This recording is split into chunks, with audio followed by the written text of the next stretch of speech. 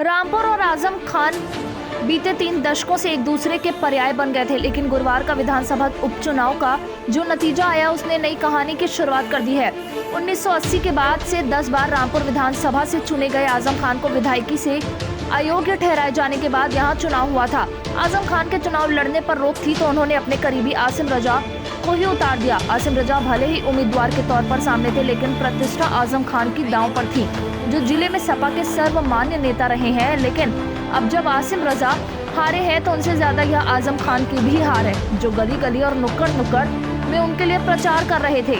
इस सीट पर आकाश सक्सेना ने जीत हासिल की है, जो लंबे समय से आजम खान के खिलाफ कानूनी जंग भी छेड़े हुए थे। आसिम रजा के इस हार के साथ ही रामपुर के इतिहास में पहली बार कोई हिंदू विधायक बना है। आकाश सक्सेना भले ही रामपुर से बाहर एक नए नाम समझे जाते हों, लेकिन जिले की राजनीति में वह चिर परिचित हैं। आकाश सक्सेना ने ही आजम खान और उनकी पत्नी तंजीन फातिमा के खिलाफ बेटे अब्दुल्ला का फर्जी जन्म प्रमाण पत्र बनवाने का केस दर्ज कराया था। इसमें आरोप था कि अब्दुल्ला के दस्तावेजों पर जन्म तिथि 1 जनवरी 1993 है, जबकि 2017 में विधानसभा चुनाव के दौरान अब्दुल्ला ने दूसरा प्रमाण पत्र बनवा लिया।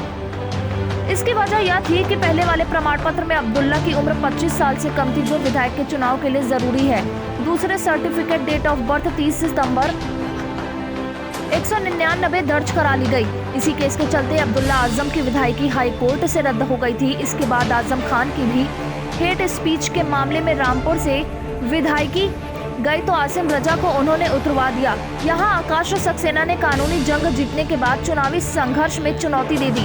अंत में नतीजा आया जो यहाँ की बड़ी जीत हासिल की। आकाश सक्सेना के पिता शिव बहादुर सक्सेना भी लंबे वक्त से सियासत में हैं और यूपी में जाना माना नाम है।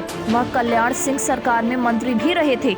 यही नहीं, रामपुर की ही स्वार सीट से वह 4 बार विधायक रहे थे। साल 2017 में शिव बहादुर ने आजम खान के खिलाफ रामपुर से चुनाव लड़ा था, लेकिन हार हिस्से में आई थी। अब उस पिता की उस पराजय का बदला आकाश सक्सेना ने आजम खान के भरोसेमंद को हरा कर लिया है। वह भी ऐसे चुनाव में जिसे खुद आजम खान ही अपने लिए अस्तित्व का चुनाव बता रहे थे।